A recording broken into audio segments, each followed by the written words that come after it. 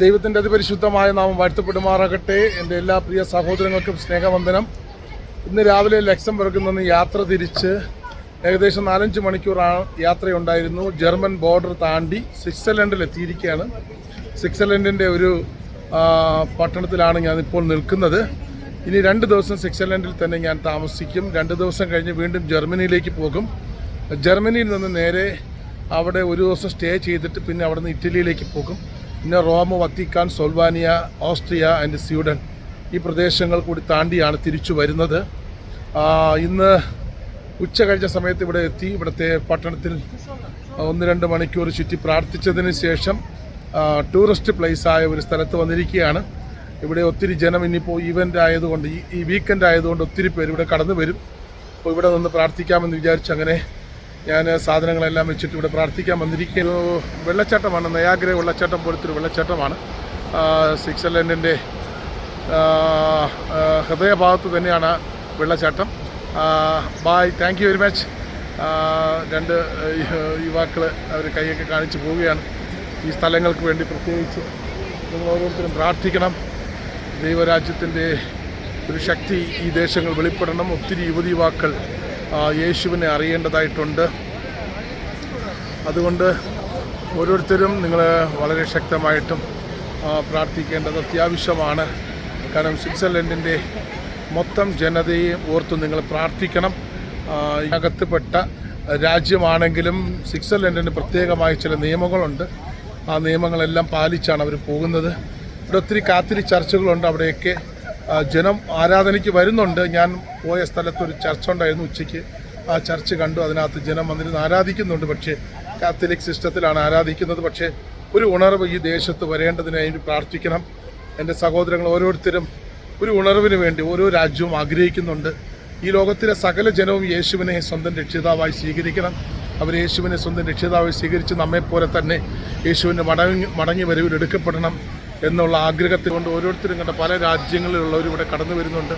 ഓരോ രാജ്യത്തിലുള്ളവരും ഇവിടെ കടന്നു വന്ന് അവരവരുടേതായ സന്തോഷങ്ങൾ പങ്കെടുക്കുന്നു. പക്ഷേ ഞാൻ അവരുടെ ഇടയിൽ ഭാഷ അറിയാതെ ഒന്നും കമ്മ്യൂണിക്കേറ്റ് ചെയ്യാൻ പറ്റാത്ത ഓരോരുത്തരും അവരുടെ ട്രഡീഷണൽ ലാംഗ്വേജുകളാണ് ഉപയോഗിക്കുന്നത്. അതുകൊണ്ട് തന്നെ നമ്മുടെ ലാംഗ്വേജുമായിട്ട് നമുക്കൊരിക്കലും മുന്നോട്ട് പോകാൻ പറ്റത്തില്ല. ഇംഗ്ലീഷൊക്കെ കുറച്ച് ഭാഗങ്ങളിലൊക്കെ നന്നായിട്ട് ഉപയോഗിക്കുന്നുണ്ട്. എങ്കിലും ദൈവം വഴി നടത്തുന്നതിനെ ഓർത്ത് ഞാൻ ദൈവത്തെ സ്തോത്രം ചെയ്യുന്നു. ഒരിക്കലും എത്താൻ പറ്റാത്ത പ്രദേശങ്ങളിലൊക്കെയും ദൈവത്തിൻ്റെ നാമത്തിൻ്റെ മഹത്വത്തിന് വേണ്ടി കടന്നു വരുവാൻ ദൈവം കൃപ ഒരുക്കുന്നതിനെ ഓർത്ത് സ്തോത്രം ചെയ്യുന്ന എൻ്റെ സഹോദരങ്ങൾ ഓരോരുത്തരും ഈ ദേശങ്ങൾക്ക് വേണ്ടി, രാജ്യങ്ങൾക്ക് വേണ്ടി പ്രാർത്ഥിക്കണം.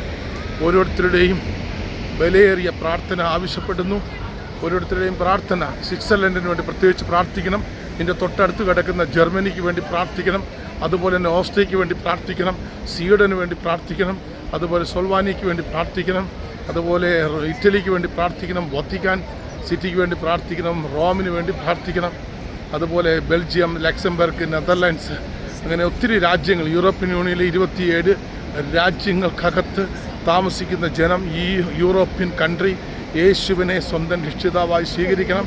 അവിടുത്തെ ഓരോ ജനവും, യുവതിയുവാക്കൾ, എസ്പെഷ്യലി യുവതിയുവാക്കൾ, അവരെല്ലാവരും ഭയങ്കരമായ ദൈവമില്ല എന്ന് പറഞ്ഞ് നടക്കുന്ന ഒരു പ്രത്യേക ലോകത്തിൽ അവർ ജീവിക്കുന്നത്.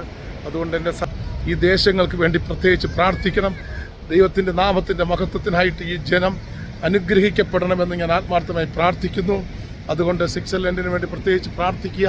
എൻ്റെ സഹോദരങ്ങൾ കഴിഞ്ഞ നാളുകളിൽ തരുന്ന എല്ലാ പ്രാർത്ഥനാ സപ്പോർട്ടിനും സഹകരണത്തിനും ദൈവനാമത്തിൽ നന്ദി പറയുന്നു. തുടർമാനമുള്ള യാത്രകൾ എന്നെ വളരെ ക്ഷീണിതനാക്കുന്നു. എങ്കിലും ദൈവം തരുന്ന ബലത്തിനനുസരിച്ച് മുന്നോട്ട് പോകുന്നു. ഓരോ സ്ഥലത്തും ഓരോ ട്രഡീഷണൽ ഫുഡുകളാണ്, ഇവിടുത്തെ ലോക്കൽ ഫുഡുകളാണ് കൂടുതലും കഴിക്കുന്നത്. നമുക്കത്ര പരിചിതമില്ലാത്ത ഫുഡുകളാണ്. എങ്കിലും അതെല്ലാം കഴിച്ച് ആരോഗ്യത്തോടെ കടന്നു പോകുന്നു. ഇനിയുള്ള ദിവസങ്ങളും അതുപോലെ വിശ്വസ്തയോടെ ദൈവരാജ്യത്തിന് വേണ്ടി നിൽക്കുവാൻ ആഗ്രഹിക്കുന്നു. നിങ്ങൾ ഓരോരുത്തരും ശക്തമായിട്ടും പ്രാർത്ഥിക്കണമെന്ന് ദൈവനാമത്തിൽ അപേക്ഷിക്കുന്നു. എല്ലാവരെയും ഓർത്ത് പ്രാർത്ഥിക്കാൻ വേണ്ടി നിങ്ങൾ ഓരോരുത്തരും പ്രാർത്ഥിക്കണം. ഇങ്ങനെ മലനിരകൾ നിറഞ്ഞിരിക്കുന്ന കെട്ടിടങ്ങളാണ്. അതുകൊണ്ട് ഇതൊരു വലിയ സിറ്റിയാണ്.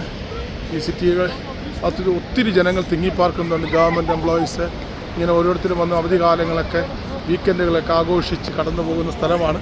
അതുകൊണ്ട് നിങ്ങൾ ഓരോരുത്തരും പ്രത്യേകിച്ച് പ്രാർത്ഥിക്കണമെന്ന് ദൈവം എല്ലാവരെയും ഓർത്ത് ഞാനും പ്രാർത്ഥിക്കുന്നു. എൻ്റെ സഹോദരങ്ങൾ തരുന്ന എല്ലാ നല്ല സഹകരണത്തിനും ദൈവനാമത്തിന് നന്ദി പറയുന്നു. May God bless you. സ്വിറ്റ്സർലൻഡിൽ നിന്ന് പാസ്റ്റർ അനിൽ ബെനീസ്. God bless U.